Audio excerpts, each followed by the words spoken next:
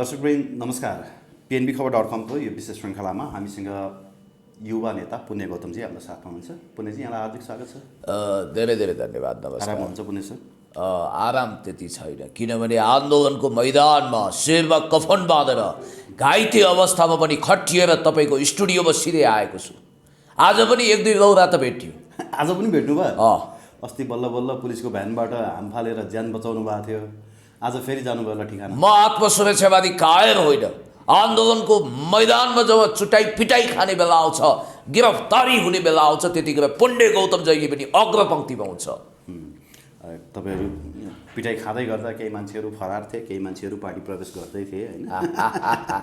ठिकै छ। हिजो अरूलाई झोले भन्दै मिडियालाई पनि लल्कार्दै, इभन तपाईँ जस्तो तपाईँहरूले हुर्काएको एउटा नर्सरी जस्तो केटोले, उत्तौलो केटोले इतिहासमा के भन्यो त्यो कुरालाई भुलिदिनुहोस्, माफ दिनुहोस्। भू राजनीतिलाई निकै सूक्ष्म तरिकाले विश्लेषण गर्न सक्ने मान्छेले एमसिसीलाई तपाईँको बुझाइ आफ्नो प्रकारको छ। एक हिसाबले तपाईँले यसको आन्धाभुँडी सबै बुझ्नु भएको छ। आज म दर्शकलाई के बुझाउने प्रयास गर्न चाहन्छु भने नि, एमसिसी कसले रोक्न खोज्दैछ, एमसिसी किन रोकिँदैछ, अथवा एमसिसी किन पास गर्न मरिहत्ते गर्दैछ अमेरिका भन्ने कुरा चाहिँ दर्शकलाई बुझाउनु पर्ने अवस्था आयो जस्तो लाग्यो होइन?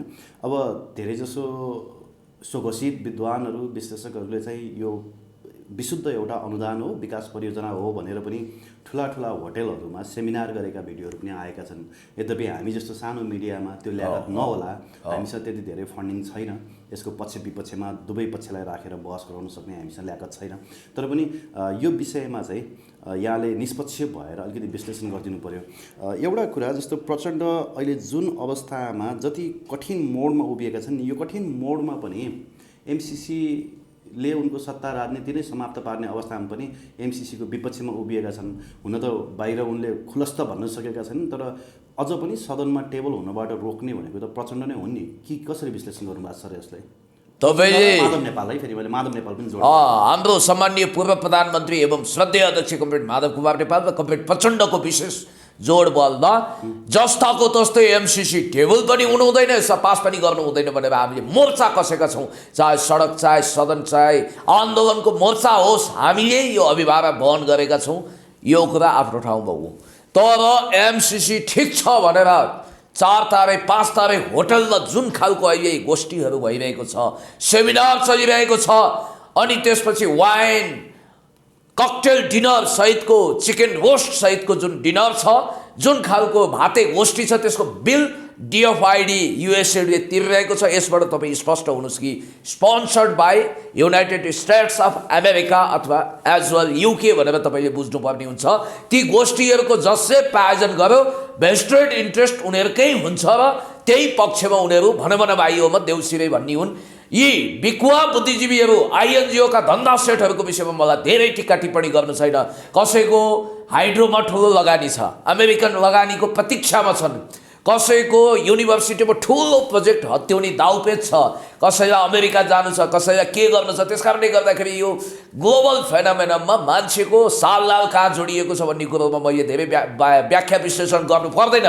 त्यति मात्रै हो र सर, हो टिट्याउनले आकाश थामे जस्तो नाथे 15-20 जना लिएर, त्यो पनि अरूले जुटाइदिएको मासको बिचमा अरूकै माइक, अरूकै मञ्चमा गएर कुर्नेहरू आज त्यो लाइभ गर्न, सेलिब्रिटी बन्नको लागि त्यहाँ लाइभ गर्न होइन। हिजोका ती पात्रहरू आज कुनै पार्टी कार्यालयको अज्ञात कुनामा बसेर वक्तव्यबाजी गर्दैछन् र थुन्सेमा छोपेको बिरालोले न्याउ गरिसकेको स्थिति छ। आफूलाई बडो ठुलो विद्वान, ज्ञानी, ध्यानी, अरू सबैलाई अपठित भन्ने पूर्व अर्थमन्त्री नेपाली काङ्ग्रेसका स्वनाम धन्य नेता डाक्टर रामशरण महतले बेइज्जतै गरिदिनु हो। मिलेनियम च्यालेन्ज कर्पोरेसन भन्न जान्नु भएन, मिनिमम च्यालेन्ज कर्पोरेसन भन्नुभयो र उहाँलाई मेक्सिकोमा भएको ब्याङ्कहरूको ग्लोबल समिटको विषयमा पनि त्यति इन्फर्मेसन पाइन्छ। चिड चोरेको शैलीमा हातबाट हेरेर भन्दै हुनुहुन्थ्यो, त्यो पनि प्रुफ मिस्ने भन्ने बित्तिकै यहाँ हालत हामीले देखेका छौँ। एमसिसी राम्रोसँग पढ्नु भएन, भीम रावलले अङ्ग्रेजी जान्नुहुन्न भनेर चर्को आवाज गर्ने कपिल श्रेष्ठजीलाई म भन्न चाहन्छु, तपाईँले नेपाली राम्रो पढ्नुहुन्न कि क्या हो?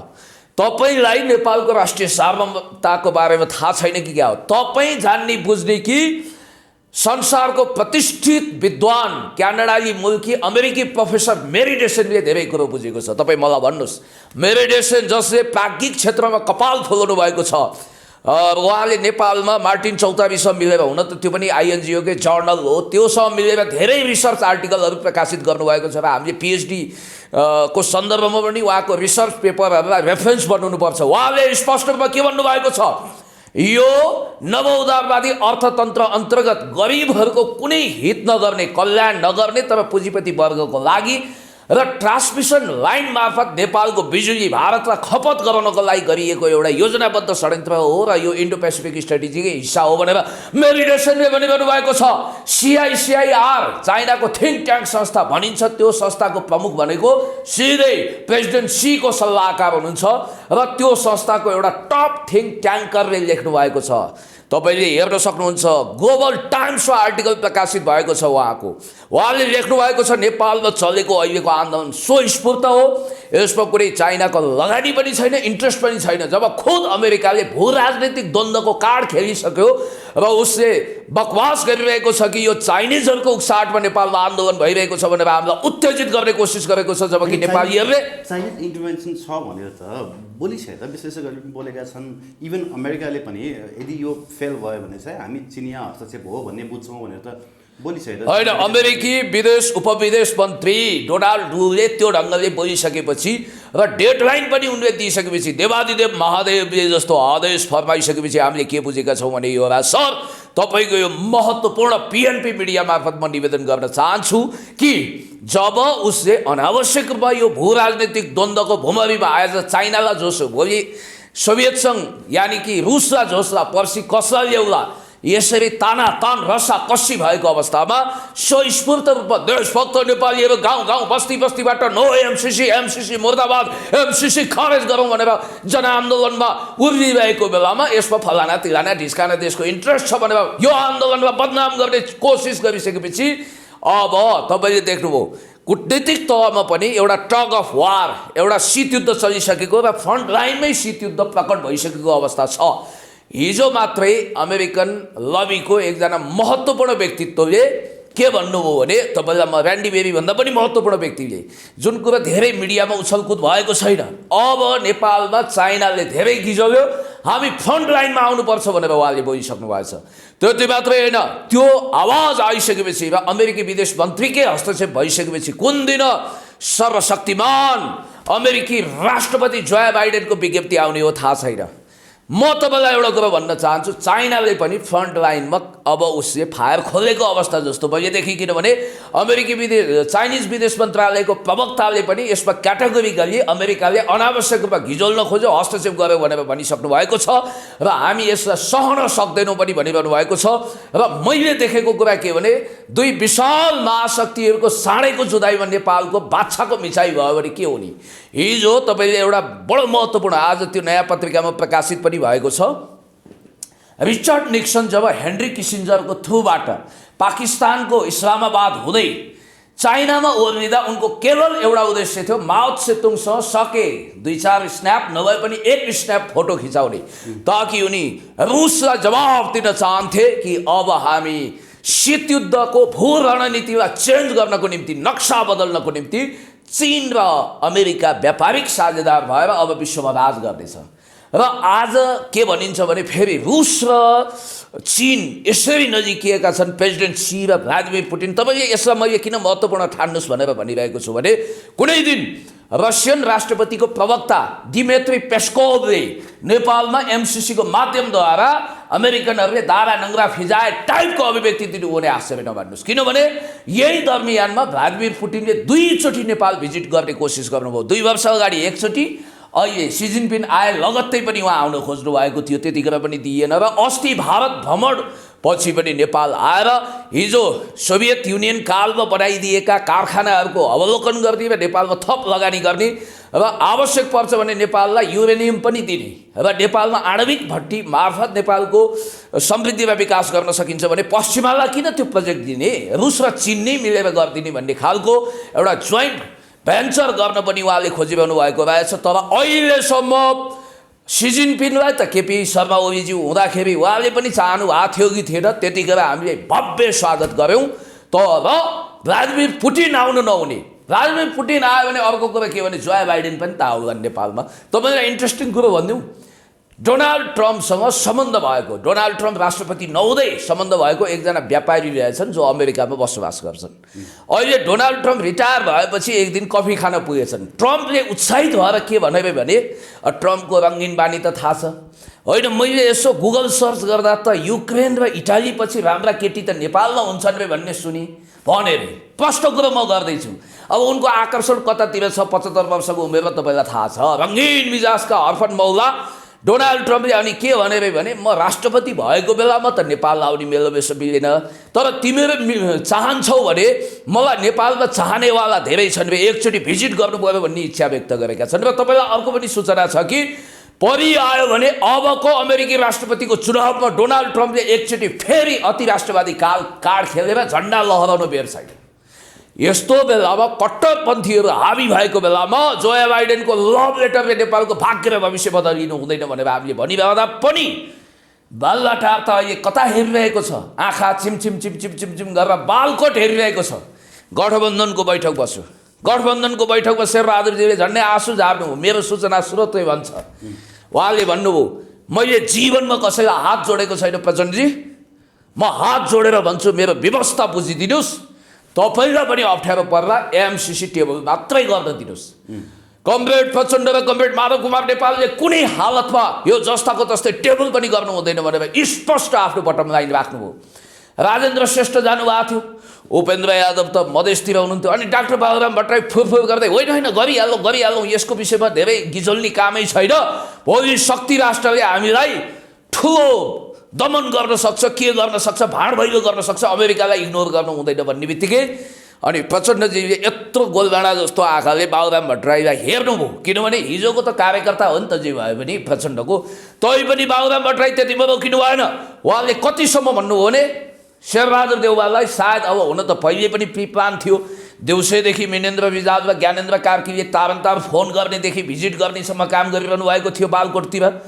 अनि उहाँले के भन्नु भने मलाई केपी ओलीज्यू मन पर्दैन, तर तपाईँ केपी ओली कहाँ जानुहोस्, गाँठो फुकाउनुपर्छ, कोही तयार हुँदैन भने म पनि तयार छु, चलाउन। अनि राजेन्द्र श्रेष्ठजीले आपत्ति गर्नुभयो, यो पार्टीको आधिकारिक लाइन होइन बाबुरामजी भन्दा भन्दै तपाईँ चुप लाग्नुहोस्, म पनि कुनै के परिषदको अध्यक्ष हुँ भनेर डिक्टेट गर्नुभयो। तर आज उपेन्द्र यादवले स्पष्ट रूपमा क्लियर कट भन्नुभएको छ कि कमरेड प्रचण्ड कमरेड माधव नेपालले तय गरेको बाटोभन्दा दायाँ बायाँ हाम्रो होइन। डाक्टर बाबुराम भट्टराई अराजक हुनुहुन्छ भने उहाँ बाहिर जान सक्नुहुन्छ भनेर भनिसक्नुभयो।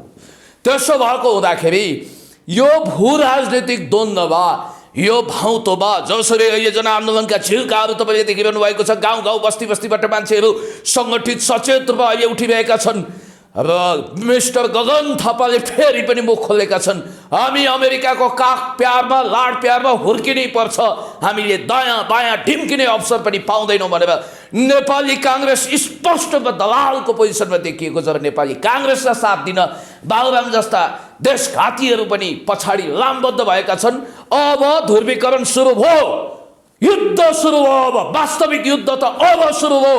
देशभक्त भर्सेस देशघातीहरू, नेसनलिस्ट भर्सेस एन्टी नेसनलिस्टहरूको बिचमा लडाइँ सुरु हो, मोर्चा सुरु हो।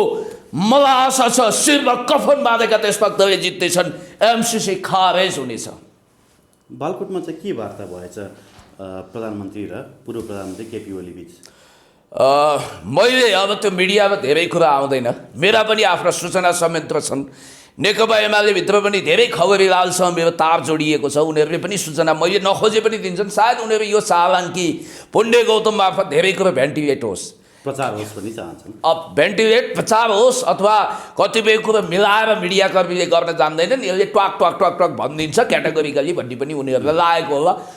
शेरबहादुरजी हतारिँदै मनोविज्ञानमा पिएचडी गरेकी आफ्नी श्रीमतीले केपी शर्मा ओलीज्यूको बढी मनोविज्ञान बुझ्नु होला भनेर। अनि अर्को कुरो, सिआइएले छाया जस्तो पिछा गर्न शेरबहादुर देउवाजीको अब धेरै भरोसा छैन। उहाँ गठबन्धनको नाममा अमेरिकालाई धोका दिन सक्नुहुन्छ। म्याडम आरजु तपाईँले नछोड्नुहोस्, र हरेक मिटिङमा गगन र आरजुलाई राख्नुपर्छ भन्ने दबाब हुँदा पनि अस्ति अब यो सर्वदलीय बैठकमा त राख्न सक्नु भएन। कोसिस त गर्नुभएको थियो। अनि हुनुहुन्थ्यो सायद गगन थापा। होइन, गगन भनेको होइन, गगन त महामन्त्रीको हैसियतले गगनमा राख्नै पर्ने आवश्यकता बोध गराउँछ अमेरिकाले अथवा पश्चिमी युरोपले। तर म्याडम आरजु पनि महत्त्वपूर्ण सर्वदलीय बैठकमा समेत सहभागी हुन खोजिरहनु भएको छ। अमेरिकाले त्यो निर्देशन दिएको छ। अब त्यहाँ गगन भइसकेपछि त म्याडम आरजु नै हुनुपर्छ भन्ने छैन। मानसपुत्र वा मानसपुत्री भए काफी भइहाल्छ, एकजना भए। र म्याडम आरजुले एजेन्डाको पोखो पन्तुरो खोल्नुभयो। शेरबहादुरजी कम बोल्नु हो। म्याडम आरजुले के भन्नुभयो भने अब उहाँको आफ्नै राणाजी स्टाइल छ होइन, सुपर हाइपर पावर छ, not only super power, super hyper power अमेरिकासँग चीनको भू राजनीतिक द्वन्द्व छ। हामीले यसको बारेमा धेरै लफडाबाजी नगरिकन अब सर्लक्क एमसिसी पास गर्नुपर्छ। अब केपी शर्मा ओलीज्यू तपाईँले मद्दत गर्नुहोस्, संसदको अवरुद्ध अन्त्य गर्नुहोस् र संसद सुचारू हुन दिनुहोस्, टेबल गरौँ र हामीलाई मद्दत चाहियो भन्ने बित्तिकै चतुर केपी शर्मा ओलीज्यूले कालो कफीसँग के भन्नुभयो भने ठिकै छ तपाईँहरू गर्नुहोस्, गठबन्धन छ भनेर घोर्की लगाउनु भयो। अनि उहाँले के भन्नुभयो भने 2-3वटा शर्त छ, गठबन्धन तोड्नुहोस्, सभामुख हटाउन मद्दत गर्नुहोस्, के गर्नुपर्छ म छु, तपाईँलाई पास गर्नु पर्यो होइन, यति हो उहाँको जवाब। के गर्नुपर्छ मैले जानेको छु। यसको अर्थ के? सभामुख हटाउनुहोस्, गठबन्धन तोड्नुहोस्, अनि म प्राइम मिनिस्टर भएँ भने पास गरौँला, होइन भने के गर्नुपर्छ मैले जानेको छु भने। यसको मतलब उचाल्छु उचाल्छु उचाल्छु। अनि उहिलेको कालिदास मूर्ख थिए, हाँगा काट्थे, अहिलेको कालिदासले रुख चढाउँछ, म फेद ढालिदिन्छु भन्न खोजे हो। अनि शेरबहादुरजी भन्दा ज्यादा अतिरिक्त बुद्धि भएको आरजु म्याडमले बुझ्नुभयो। यसको मतलब तपाईँ एमसिसी उहाँले त फेरि शेरबहादुर देउवाजीलाई पनि शेरबहादुर भन्नुहुन्छ अरे, मैले सुनेको धेरै ठाउँमा तिमी भनेर हेपेर कुरा गर्न सक्नुहुन्छ। अनि शेरबहादुरले यो टेबल गरिसकेपछि तपाईँले धोका दिने, प्राइम मिनिस्टर नहुँदा भनेर गाठी कुरा समाएपछि केपी शर्मा ओली केवल मुस्कुराउनु हो। हेर्दै जानुहोस्, पहिला तपाईँले बाटो क्लियर गर्नुहोस्, यो गठबन्धन भत्काएर अब दोस्रोचोटि मसँग आउनुहोस्, होइन भने फेरि टेलिफोनमा कुराकानी गरौँला, फेरि बालकोट नआउनुहोस् भनेर उहाँले सिधै भन्नुभयो। उहाँको एक मात्र कन्सर्न भनेको यो गठबन्धन भत्काउने। उहाँले शक्ति केन्द्रहरूसँग अहिले बाक्लो वार्ता गरिरहनु भएको छ। तपाईँलाई थाहा छ वेस्टर्न युरोप, भारतीय अमेरिकन राजदूतसँग उहाँको भेटेर वा नभेटेर दर्जनौँचोटि कुराकानी भएको छ। र मैले बुझेसम्म बालकोटमा त लड्कै लागेको छ नि, लड्कै लागेको छ। त्यति मात्रै होइन, उहाँ त यहाँका राजदूतलाई पिउसो भन्नुहुन्छ अरे। उहाँले सिधै अमेरिकी राष्ट्रपतिका सल्लाहकारको तहमा कुराकानी पुऱ्याएर आफ्ना मान्छेहरू मार्फत अथवा उहाँको हटलाइन सुरुदेखि नै छ, किनभने इन्डो वेस्टसँग बहुत आत्मीय सम्बन्ध छ उहाँको धेरै अगाडिदेखि। र उहाँले एउटै शब्द एस्योरेन्स खोज्नु भएको छ, त्यो के भने केपी शर्मा ओलीलाई अमेरिकनहरू पनि सोच्दैछन् भाइ, केपी शर्मा ओली प्रधानमन्त्री भएर एमसिसी पास हुन्छ भने शेरबहादुरप्रति मोह किन शेरबहादुर बोकेर हिँड्ने, किन चाहियो गठबन्धन? किनभने यो त हाम्रो भू राजनीतिक कार्ड हो। एमसिसी भनेको इन्डो पेसिफिक स्ट्राटेजीको गेम प्लान हो भन्ने बित्तिकै केपी शर्मा ओली प्रधानमन्त्री नभइकन एमसिसीमा भोटिङ नगर्ने, प्रधानमन्त्री भएपछि पनि धोका दियो भने के हुन्छ त भन्ने तहमा पनि छलफल हुँदा होइन त्यसो हुँदैन, त्यो चाहिँ हुँदैन भनेर उनीहरूले त्यसमा विश्वस्त भएर अहिलेको सिनारियो भनेको म फेरि पनि दोहोऱ्याएर भन्छु, केपी शर्मा ओलीको एक सूत्रीय ध्यान भनेको यो गठबन्धन तोड्दिने, नयाँ ठगबन्धन बनाउने र आफू प्रधानमन्त्री हुने उहाँको एक सूत्रीय मिसन छ। त्यस कारणले गर्दाखेरि ठगबन्धन मैले किन भनिरहेको छु भने एमसिसी पास गर्न पर्ने जुनसुकै समीकरण पनि ठगबन्धन हो। यो देश र जनताप्रतिको विश्वासघात र गद्दारी हो। होइन भने चाहिँ यहाँ स्थिति के हो भने यसै त काङ्ग्रेस आफै त महादेव उत्तानो टाङ गल्ले देला बरको स्थितिमा पुगेको छ र अमेरिकाले पनि यसलाई प्रेस्टिज इस्यु बनायो, लडाइँको विषय बनायो, इगोको विषय बनायो, इगो हर्ट भयो भन्ने हिसाबले आइरहेको छ। त्यसकारण जीवन मरणको लाइफ एन्ड डेथको सवालमा कठोर कम्पिटिसन भइरहेको छ। मलाई जहाँसम्म लाग्छ यही रस्साकसीको बिचमा केपी शर्मा ओली प्रधानमन्त्री भयो भने आश्चर्य मान्नु पर्दैन। अझ खतरनाक कुरो बताइदिउँ, अझ रमाइलो, कमरेड प्रचण्डको तर्फबाट एमसिसी पास नगर्ने कागज गराएर केपी शर्मा ओलीज्यूलाई फेरि प्रधानमन्त्री बनाउनु नयाँ खेल सुरु भइसक्यो। याद गर्नुहोस्, हो यस, कमरेड प्रचण्डले के पहल गर्नुभएको छ भने चुनावमा वामपन्थी गठबन्धन गर्ने, सके चुनाव अगाडि नै एकताको घोषणा गरेर उही अघिल्लो चुनाव जस्तै काङ्ग्रेसलाई हेरेको हेरै बनाइदिने, कमरेड माधव कुमार नेपाललाई पनि त्यसमा सहमति गर्ने कोसिस गर्ने र केपी शर्मालाई प्रधानमन्त्री बनाइरहँदा एमसिसीलाई टेबल नगर्ने, एमसिसी खारेजीको घोषणा गर्न लगाउने। तर केपी ओलीको शर्त मान्न सकिँदैन। माधव नेपाललाई नसिद्ध्याइकन केपी ओली त्यो गठबन्धनमा होइन, केपी शर्मा ओली प्रधानमन्त्री हुन पाउने हो भने यी सब कुराहरू यी त सब भन्ने कुरा नहो भनेर उहाँले कम्प्रोमाइज गर्नुहुन्छ। फेरि उहाँलाई अहिले चाहिएको एक मात्र चिज भनेको नै मलाई त्यही केटी चाहिन्छ शैली भयो, पद र सत्ता, त्यही गुमेको प्राइम मिनिस्टर पद हो। ओके, यो यति कुराहरू बुझिसकेपछि नि एउटा कुरा चाहिँ सहजै के अनुमान लगाउन सकिन्छ भने प्रधानमन्त्री शेरबहादुर देउवा चाहिँ सबैभन्दा क्रिटिकल पोजिसनमा रहेछन्। अब उनले गठबन्धन भत्काउन पनि नसक्ने भयो, केपी ओलीले पनि धोका दिन्छन् भनेपछि केपी ओली आफै सत्ता आरोहण गर्न चाहन्छन्। एमसिसी पास नगरौँ पनि उनलाई फेरि अप्ठ्यारो छ, गठबन्धन भत्काउँ अप्ठ्यारो, भनेपछि बिचरा टोक्नु न बोक्नु भयो त उनलाई। यो कस्तो हुन्छ भने न हलो न धोरीको बलो, भिरको चिन्डो जस्तो, घाँटीमा अड्किएको हड्डी जस्तो। केही वर्ष अगाडि प्रचण्डले यो काठमाडौँका सडक कब्जा गरेर रेखा थापासँग ब्रेक डान्स गरेका थिए नि, कि लाउ माया उहीतिर कि लाउ मैतिर बिचमा नबस भन्ने टाइपको थियो। हो त्यस्तै अन्य मनस्कै भावमा शेरबहादुर देउवा पुग्नुभयो। अब केपी ओलीले अहिले वास्तवमा कम्फर्ट जोन के हुन्छ भनेर सोचिरहनु भएको छ र यदि केपी शर्मा ओली र प्रचण्डको बिचमा ओलीलाई पुनः प्राइम मिनिस्टर बनाएर एमसिसी क्यान्सल गर्ने अथवा अहिलेलाई एमसिसी टेबल नगर्ने जस्ताको तस्तै भनेर सहमति भयो भने आश्चर्य नमान्नुहोस्। एक, दोस्रो, खुद शेरबहादुर देउवाले लौ एमसिसी जसरी पनि पास गर्नु पर्यो, बरु तपाईँको गठबन्धनमा हामी डेपुटी प्राइम मिनिस्टर सहित जान तयार छौँ, मैले छोडिदिन्छु, तपाईँ एमसिसी गर्नुहोस् भनेर छोड्न वेबसाइट। त्यसकारण मैले त के देखेँ भने यताबाट पनि उताबाट पनि जहाँबाट पनि भन भाइ हो देउसिरे, प्रधानमन्त्री खाओ देउसिरे भन्दै बालकोट धाउने चलन पो चल्यो त। ओलीलाई जुन हातमा पनि लड्डु होइन त, उनलाई दुवै हातमा लड्डु जस्तो। तर कमरेड ओलीका पनि सङ्कट र दुःखहरू चाहिँ छन् है, किनभने हाम्रो पार्टीको श्रद्धेय अध्यक्ष कमरेड माधव कुमार नेपालले स्पष्ट रूपमा के भन्नुभएको छ भने यो गठबन्धन एमसिसी खारेज गराएर भने पनि, एमसिसी टेबल नगराएर भने पनि यो गठबन्धनलाई कन्टिन्युस गर्न सकिन्छ भन्ने उहाँको बुझाइ छ। त्यसका केही आधारहरू छन्, किनभने नेपाली काङ्ग्रेस यति तर्सिएको छ नेकपा एमालेसँग कि गठबन्धन गरेर चुनावमा जाँदाखेरि फेरि नेचुरली पनि फर्स्ट लार्जेस्ट पार्टी र सेकेन्ड लार्जेस्ट पार्टीको बिचमा प्रायः एलायन्स भएको इतिहास कमै छ र त्यस्तो एलायन्स फ्रुटफुल पनि हुँदैन। फर्स्ट र थर्डको बिचमा, सेकेन्ड र थर्डको बिचमा एलायन्स भएको नि त्यो गठबन्धन भएको नि उत्पादक भएको छ, नत्र काउन्टर प्रोडक्टिभ नै भएको छ फर्स्ट र सेकेन्ड बिचको गठबन्धन। त्यो हिसाबले neck to neck competitor rival party Nekapa UML र नेपाली काङ्ग्रेसको बिचमा गठबन्धन हुनु मुस्किल छ। फेरि नेपाली काङ्ग्रेसको अहिलेको त्रासदी के हो भने नेपाली काङ्ग्रेसको त धोती मात्रै होइन, एमसिसीको तेज हावा चलिरहेको बेला कन्दनी नै उडाएर चरिनाङ्ग भइसक्यो नेपाली काङ्ग्रेस। मिस्टर गगन थापा अब भोट माग्न नालायक भइसके, विश्वप्रकाश कसरी झापा जाने, शेरबहादुरजीले डडेलधुरामा कसरी मुख देखाउने, बडो आपद विपदको बिचमा नेपाली काङ्ग्रेस एक्सपोज भएको हुनाले मलाई जहाँसम्म लाग्छ उसले पनि फेस सेभिङ डिभाइसको रूपमा कहीँ न कहीँ सेफ ल्यान्ड गर्ने मनस्थितिमा पुगेको जस्तो मलाई लागिरहेको छ। बरु यिनीहरूले यसो गर्न सक्छन्, अब यो टेबल गरेर पनि पास नहुने स्थिति आयो भने त अमेरिकाको पनि एउटा प्रेस्टिज नरहने भनेर अब गगनले सङ्कल्प प्रस्तावको एउटा घटिया कुरा गरे। अब त्यसको बारेमा त पुग्दो जवाफ अब विज्ञहरूले दिइसकेका छन्। हाम्रो तपाईँकैमा हो कि कसमा मैले डाक्टर द्वारिकानाथ ढुङ्गेलजीको इन्टरभ्यू हेरिरहेको थिएँ, उहाँले स्पष्ट रूपमा भन्नुभएको छ कि सङ्कल्प प्रस्तावलाई अमेरिकाले मान्छ, वान गर्छ।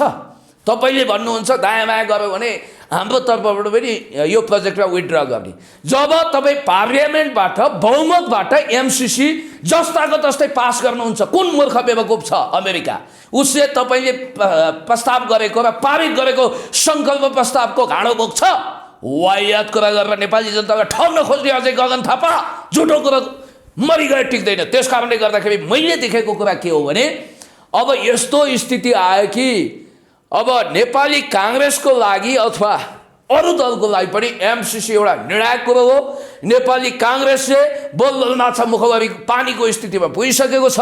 दमन गरेर भने पनि, छिचोमिचो गरेर भने पनि जसरी भने पनि यो MCC at any rate at any cost pass गर्नै पर्ने पोजिसनमा नेपाली काङ्ग्रेसमा पुगेको हुनाले बरु चुनावपछि यो ढाँडो फन्साउने कि चुनावपछि यसलाई फेरि बहसको विषय बनाउने कि भनेर यो खालको बीचको बिन्दु खोज्न पनि कृष्ण सिटौला जस्ता चाणक्य बुद्धि भएका भनिएका चतुर मान्छेहरू अहिले भित्रभित्रै लागि परे पनि केही नौनी र घिउ लागेको छैन। मोही पारेको पारेछन्, नौनी लाग्दैन। किनभने मैले बुझेसम्म अमेरिकाले भए अहिले हुन्छ, अभिनय त कवि नै टाइपले मोर्चा कसिसकेको छ। ओके सर, अब अलिक जिब्रो चपाएर तपाईँले कुरा गर्नुभयो जस्तो लाग्यो मलाई, किनभने मैले स्ट्रेट फरवर्ड क्वेसन सोधेको थिएँ सुरुवात, हामी अलिकति कता कता मोडियौँ होइन। म स्ट्रेट फरवर्ड फेरि 2-4वटा प्रश्नहरू यहाँलाई जोड्न चाहेँ। जस्तो अमेरिकाले एमसिसी मात्र होइन, युएसएड मार्फत आउने अनुदान पनि अब आइपिएस अन्तर्गत अथवा उनीहरूको सैन्य रणनीति अन्तर्गत मात्रै दिने भनेर त्यसलाई भनिसकेको छ होइन। त्यो हुँदाखेरि हामी एमसिसीको मात्रै विरोध गरिरहेका छौँ, युएसएडको चाहिँ विरोध किन गरिरहेका छैनौँ? एउटा प्रश्न त्यो भयो। अर्को प्रश्न, अघि तपाईँले भन्नुभयो यो आइपिएस अन्तर्गत नै हो एमसिसी भनेर भन्नुभएको छ भने हामी नेपालीले बुझिसक्यौँ यो आइपिएस अन्तर्गत हो भने चाइनाले बुझ्दैन। चाइनाले बुझ्दैन भने उसले चुप लागेर बस्छ। चाइनिज इन्टरभेन्सन बिना यति दरिलो तरिकाले चाहिँ यहाँ एमसिसी अडिरहेको छ त? यो दुईटै प्रश्नको सहज उत्तर दिनुहोस् न। होइन, यस्तो जस्तो तपाईँले बडो इन्ट्रेस्टिङ कुरा गर्नुभयो। इस्ट इन्डिया कम्पनीको स्वरूपमा जसरी बेलायती कम्पनी आएर भारतमा उपनिवेश बनायो, लाटोले पनि बुझ्ने कुरा के हो भने अमेरिकाले सहज अनुदान हुन्थ्यो भने, अनुदान होइन अहिले त लगानी भनिरहेको छ, लगानीको मतलब हो प्रतिफल प्राप्त गर्न ऊ आतुर छ।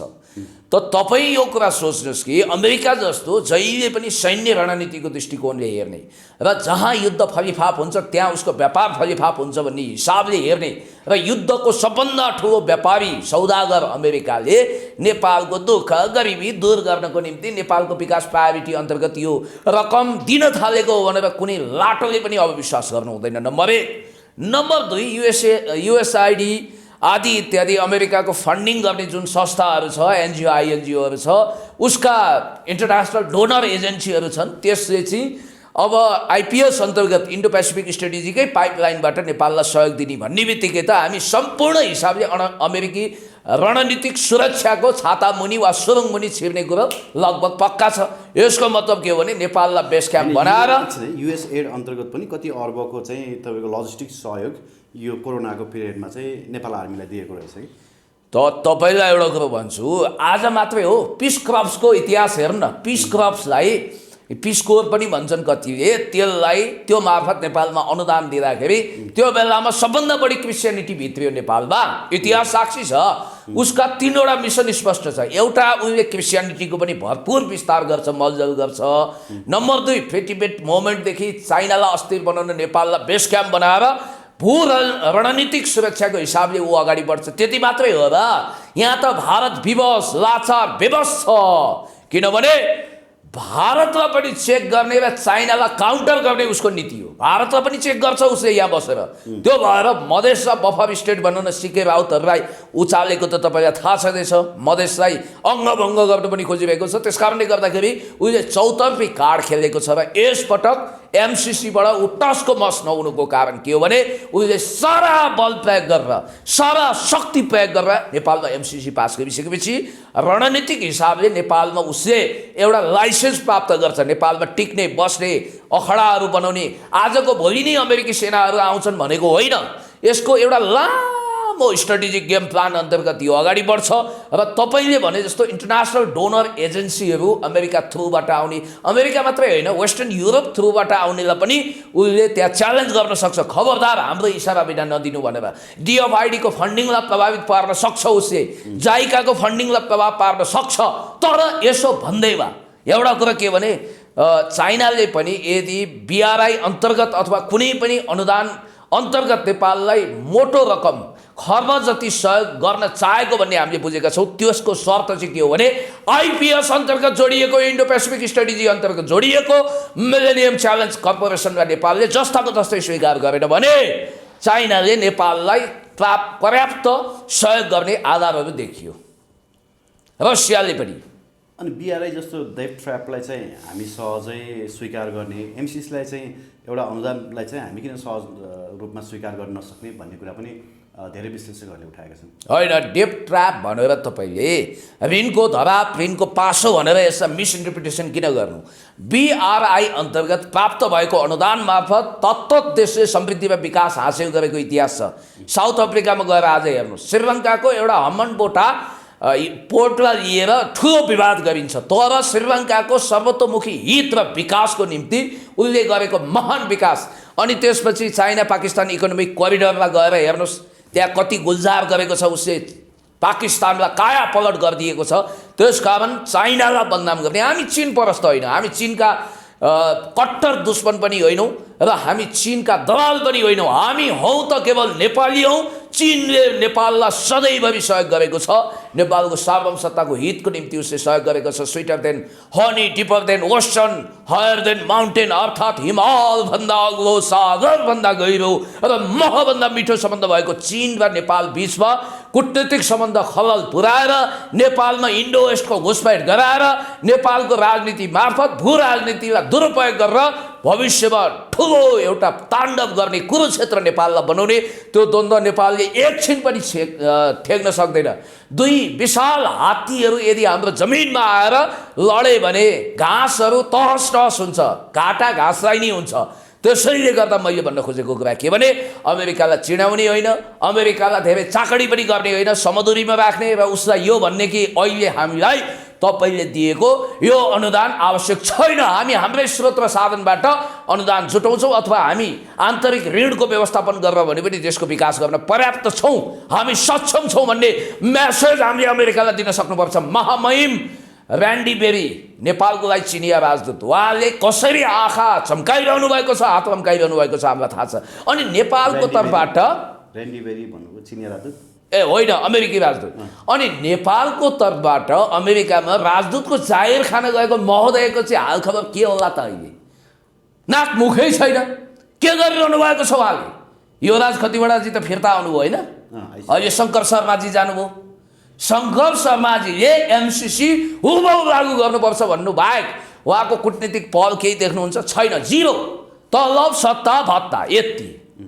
ओके सर, आज संसदमा प्रतिक्रिया दिने क्रममा पूर्व प्रधानमन्त्री तथा नेकपा एसका वरिष्ठ नेता झलनाथ खनालले MCC संसदमा टेबल भए म 5 घन्टा बोल्छु भन्नुभयो, यसको आशय के हो? अलिक बुझिएन सर।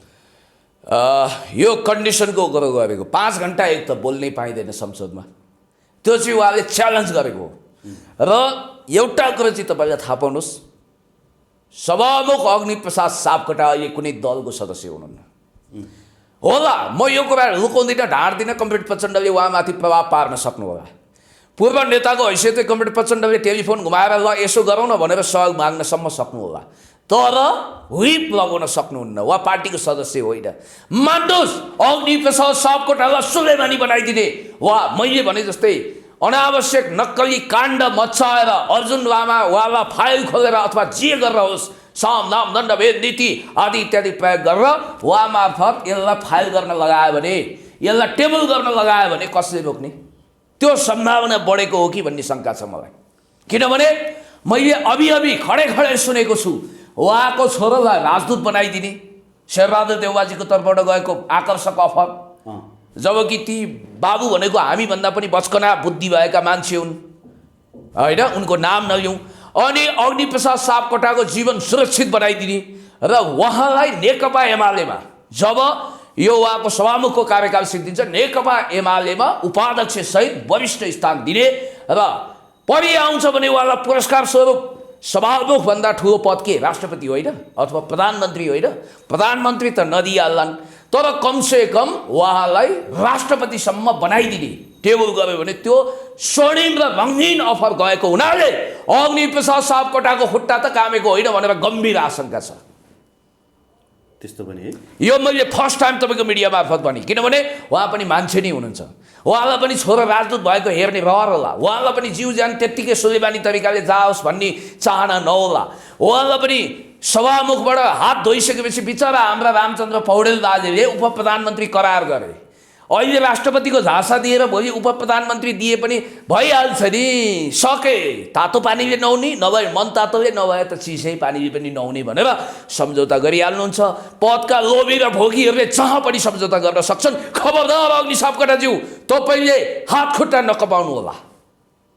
यहाँनिर उहाँ भोलि अब कमरेड प्रचण्ड वा कमरेड माधव कुमार नेपालले भनेको नमान्ने पोजिसनमा पुग्नुभयो भने के होला? हो, मान्छेले अनुमान गरेका छन् उहाँले चुनाव जितेको जिल्ला सिन्धुपाल्चोक जो चीनसँग जोडिएको छ त्यो कारण पनि उहाँ दह्रो खुट्टा टेकेर वज्र ठिङ्गा भएर उभिनुहुन्छ कि भन्ने अनुमान भोलि फेल खायो भने हाम्रो लागि बहुत दुःखदायी हुनेछ। अब अर्को कुरो के भने यो एमसीसी टेबल गरिसकेपछि अग्निप्रसाद सापकोटालाई नेपाली जनताले के गर्लान् भन्ने कुरोको पनि हिसाब किताब होला। ओके, अघि सुरुमै सोधेको प्रश्नको स्पष्ट जवाफ अझै आएन, भनिदिनुहोस्। अन्तिममा फेरि पनि त्यही प्रश्नलाई दोहोऱ्याएर सोधेँ। चाइनिज इन्टरभेन्सन होइन यदि एमसिसीमा भने सत्ता राजनीतिलाई नै धरापमा राखेर दाउमा राखेर प्रचण्ड र माधव नेपालले यो स्ट्यान्ड किन लिएका छन्? देश र जनताको लागि मात्रै? एउटा कुरो भयो, हेर्नुहोस्, म कहिलेकाहीँ पार्टीगत स्वार्थभन्दा पनि माथि उठेर राष्ट्रिय स्वार्थको वकालत गर्ने मान्छे। तपाईँलाई थाहा छ, घाटा नाफा जे होस् मैले हिसाब किताब गर्दिनँ। मलाई राजदूत बन्न मन छ छैन यो पनि भन्दिनँ। तर म यति कुरो तपाईँलाई भनिदिन्छु कि यसमा चिनिया मित्र राष्ट्र चीनलाई अनावश्यक उपायले झोसपोल गरेर मुछेको हुनाले चीनले आफ्नो स्ट्यान्ड क्लियर गरेको मात्रै हो। तर चीनले कुनै पनि मूल्यमा नेतालाई उक्साउने, भड्काउने अथवा एमसिसी विरुद्ध खडा गर्ने काम किमार्थ गरेको छैन। किनभने चीनले अरू देशको स्पेसली नेपालको सार्वभौम अखण्डता र नेपालको सार्वभौम स्वतन्त्रतालाई जहिले पनि सम्मान गर्छ, हस्तक्षेपकारी भूमिका निर्वाह गर्दैन।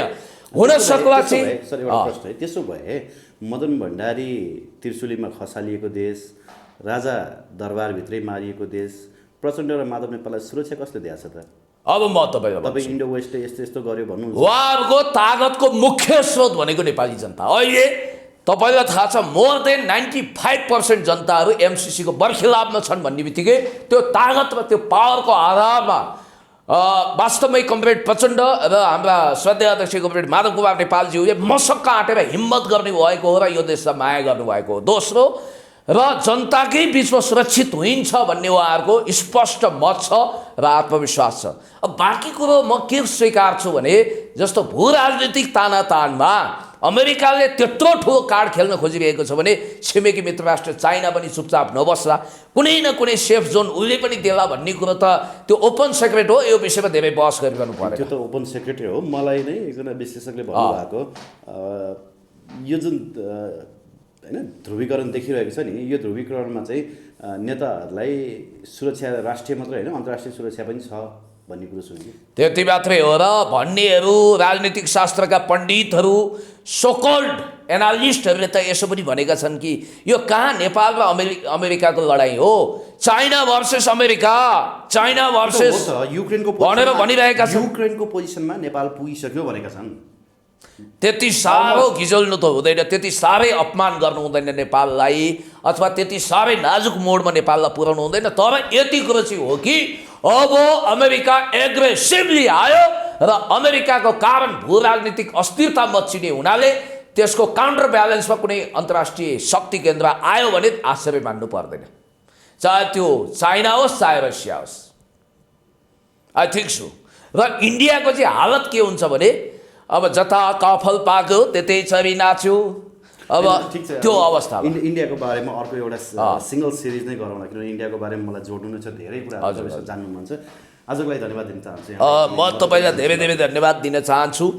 केही राप्रपाको खास्टो ओढ्न गएका सोकल्ड अराजनीतिक मान्छेहरूले कुनै समय फिस्टाको तौलले बाँस नुयो भने जस्तै मेरो 4-5 जनाको आन्दोलनले गर्दा एमसिसी आज यो मोडमा पुग्यो र यो आन्दोलनको स्रष्टा म हुँ भनेर अनावश्यक घमण्ड गरेको हास्यास्पद दृश्य पनि हामीले देखियो।